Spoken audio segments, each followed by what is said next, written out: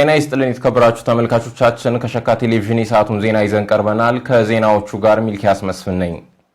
ሁለንተናዊ ብልጽግናን ለማረጋገጥ ለሀገር በቀል ዕውቀቶች ትኩረት ተሰጥቷል ሲሉ ዶክተር ኢንጂነር ነጋሽ ዋጌሾ ገለጹ።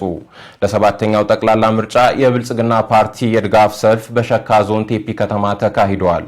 በዛብህ ታደሰ ያዘጋጀውን ጥንቅር ወንድማገኝ ገሪቶ እንደሚከተለው ያቀርበዋል። የደቡብ ምዕራብ ኢትዮጵያ ህዝቦች ክልል ርዕሰ መስተዳድር ዶክተር ኢንጂነር ነጋሽ ዋጌሾ ብልጽግና ፓርቲ አካታች የሆነውን የፖለቲካ ስርዓት በመገንባት ሀገር በቀል እሳቤ በሆነው መደመር የልማትና መልካም አስተዳደር ጥያቄዎችን እየመለሰ የመጣ ፓርቲ መሆኑን ገልጸዋል። ሀገራችን ኢትዮጵያ ባለፉት 7 እና 8 ዓመታት ውስጥ እስካሁን ከመጣንበት መንገድ በተለየ መልኩ አካታች የሆነ የፖለቲካ ስርዓት በመዘርጋት በተለይም ሀገር በቀል በሆነው የመደመር እሳቤ የሚመራውን የብልጽግና ፓርቲ ወደ ተግባር በተጨባጭ በመቀየር የፖለቲካ አካታችነትን፣ ፍትሃዊ ልማት ተጠቃሚነትን፣ የመልካም አስተዳደር ጉዳዮችን እንደዚሁ ደረጃ በደረጃ የምንመልስበትን ትልቅና ሰፊ አውድ ፈጥሯል። ዞኑ ለልማትና ኢንቨስትመንት ምቹ ስነ ምህዳር ያለው መሆኑን ገልጸው የሀገር በቀል እሳቤ ሰላሙን በመገንባት የልማት ተጠቃሚ መሆኑንም ተናግረዋል። ዞናችን ለልማትና ለኢንቨስትመንት በጣም ምቹ ናት። ከቡና እስከ ሻይ፣ ከማር እስከ ቅመማ ቅመም፣ ከአትክልት እስከ ፍራፍሬ እና ጥራጥሬ፣ ከእንስሳት እርባታው ጭምር ምናልባት ሁሉም በእጁ ሁሉም በደጁ የሆነ ዞናችን ነው። ትላልቅ ሀገራዊ ፕሮጀክቶችን በማጠናቀቅ አካባቢውን የኢኮኖሚና ቱሪዝም ማዕከል ለማድረግ ፓርቲው በትኩረት ይሰራል ብለዋል። እንደ ሀገር ስማችን ከፍ ሊያደርጉ የሚችሉ ትላልቅ ስራዎች በዲፕሎማሲው መስክም ምናልባት በተለያዩ ጊዜያት ኢትዮጵያ ላይ የሚመጡ ጫናዎችን መቋቋም የሚያስችል አቅም ፈጥረናል። ጫናዎችን ከመቋቋም አልፈን ዛሬ ለአፍሪካ ምሳሌ፣ ዛሬ በዓለም ደረጃ ምሳሌ ወደ መሆን በቅተናል። ዛሬ በእያንዳንዱ የሀገራችን አካባቢ ልማትን፣ የመልካም አስተዳደር ችግርን መፍታት ወደምንችልበት ቁመና ላይ መተናል። የደቡብ ምዕራብ ኢትዮጵያ ህዝቦች ክልል ብልጽግና ፓርቲ ቅርንጫፍ ጽህፈት ቤት ኃላፊ አቶ ፍቅረ አማን በበኩላቸው የለውጡ መንግስት ሀገሪቱን ከነበረችበት ውስብስብ ችግር በማላቀቅ በማህበራዊ ኢኮኖሚያዊና ፖለቲካ ዘርፍ ብዙ ውጤታማ ስራዎች መመዝገባቸውን ገልጸዋል።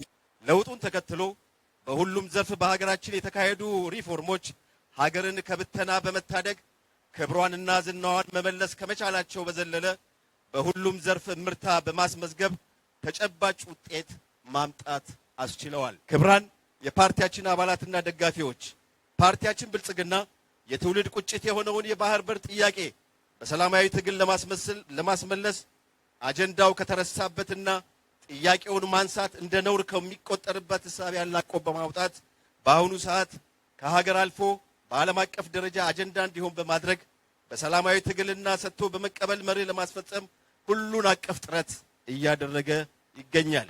በዞኑ ውስጥ በለውጡ መንግስት በማህበራዊ ኢኮኖሚያዊና ፖለቲካዊ ዘርፎች በርካታ ለውጦች ታይተዋል ሲሉ በሸካ ዞን ቴፒ ከተማ በተካሄደው የብልጽግና ፓርቲ የድጋፍ ሰልፍ ላይ የተገኙ የሰልፉ ተሳታፊዎች ተናገሩ።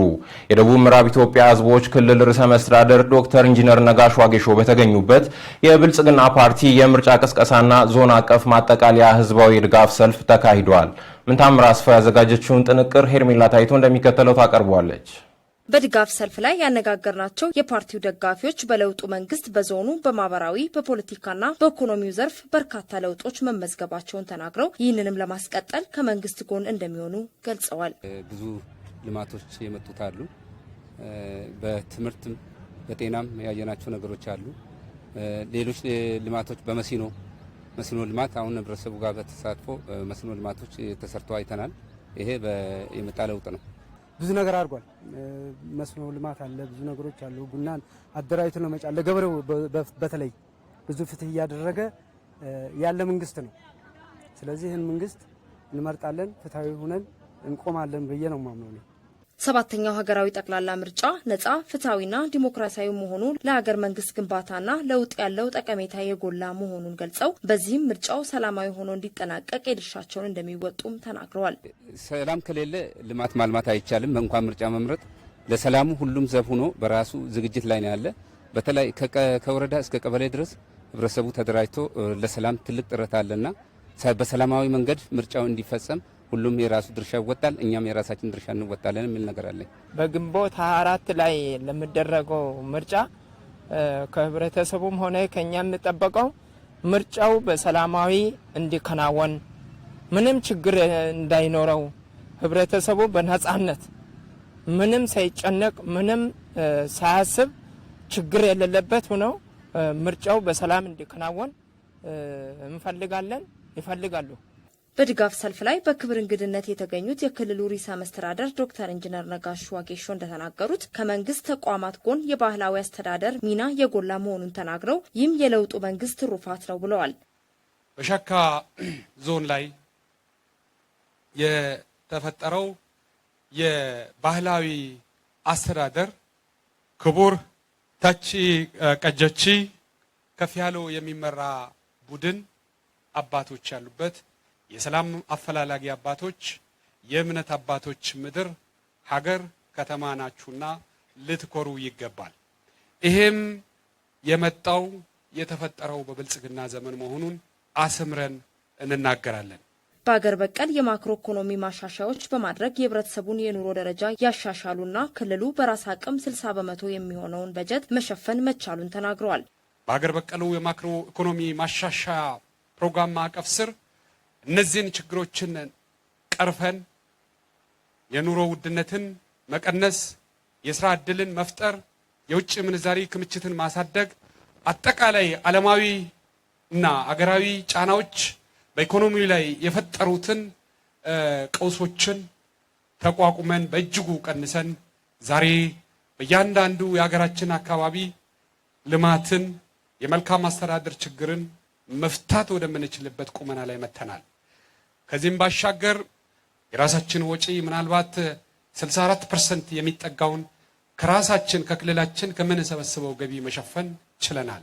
የሸካ ዞን ዋና አስተዳዳሪ አቶ አበበ ማሞ በበኩላቸው ፓርቲው የማህበረሰብ የረጅም ጊዜ ጥያቄ የሆነው በክልል የመደራጀት መብት ከመመለስ ባለፈ ፍትሐዊነት ለማስፈን ቴፒን የብዝሃ ማዕከል ከተሞች አንዷ እንድትሆን መደረጉ እንዲሁም ዞኑ ከፍተኛ የቡና ምርት ለማዕከላዊ ገበያ የሚያቀርብ መሆኑን ገልጸው በዚህም የቴፒ ምርት ጥራት ምርምርና ሰርቲፊኬሽን ማዕከል ወደ ስራ እንዲገባ መደረጉ ዋና ዋና የለውጡ መንግስት ውጤቶች መሆናቸውን ገልጸዋል። በግብርናና መሰረተ ልማት ዘርፍ ፓርቲያችን የኤክስፖርት ምርቶች ላይ በሰጠው ልዩ ትኩረት በዞናችን ቡናን በጥራትና በስፋት ለማዕከላዊ ገበያ ለማቅረብ እንዲቻል የቡና ቅምሻ ላቦራቶሪና ሰርቲፊኬሽን ማዕከል በቴፒ ከተማ በማቋቋም የዞናችን አርሶ አደሮች፣ አልሚ ባለሀብቶችና አቅራቢ ነጋዴዎች በቅርበት አገልግሎት ተጠቃሚ እንዲሆን ተደርጓል። በሸካ ዞን የኪ ወረዳ ተገንብተው ለአገልግሎት ዝግጁ የሆኑ መሰረተ ልማቶች በክልሉ ምክትል ርዕሰ መስተዳድርና ግብርና ቢሮ ኃላፊ አቶ ማስረሻ በላቸው ተመርቀዋል። ዘገባው የበዛብህ ታደሰ ነው። ወንድማገኝ ገሪቶ ተጨማሪ አለው። የክልሉ ምክትል ርዕሰ መስተዳድርና የግብርና ቢሮ ኃላፊ አቶ ማስረሻ በላቸው በወቅቱ እንደገለጹት መንግስት ህብረተሰቡ ባለበት ሆኖ አገልግሎቶችን እንዲያገኝ የገጠር ሽግግር ላይ ትኩረት ሰጥቶ እየሰራ መሆኑን ተናግረዋል። አርሶ አደሩ ያመረተውን ምርት ወደ ገበያ ለማውጣትና ኢኮኖሚያዊ ተጠቃሚነቱን ለማረጋገጥ መሰረተ ልማት ዝርጋታ ወሳኝ መሆኑንም ጠቁመዋል። በሰው ተኮር እሳቤ ትውልድ መቅረጽ ከታች ጀምሮ መሆን እንዳለበት አሳስበው ቅድመ አንደኛ ደረጃ ትምህርት ላይ መስራት ለነገ የሀገሪቱ ተስፋ ከፍተኛ አስተዋጽኦ የሚያበረክት ነው ያሉት በምክትል ርዕሰ መስተዳድር ማዕረግ የክልሉ ትምህርት ቢሮ ኃላፊ አቶ አልማው ዘውዴ በበኩላቸው ህብረተሰቡ በአካባቢው ያለውን የተፈጥሮ ጸጋ በመጠቀም ኢኮኖሚያዊ ተጠቃሚነቱን ያረጋገጠ መጥተዋል ብለዋል። በመደመር ሂሳቤ የትውልድ ግንባታ የሚካሄደው በህፃናት ላይ በሚሰራው ስራ ነው ያሉት ኃላፊው መሰል የቅድመ አንደኛ ደረጃ ትምህርት ቤት መገንባት በሀገር ግንባታ ሂደት ውስጥ መልካም ዜጋ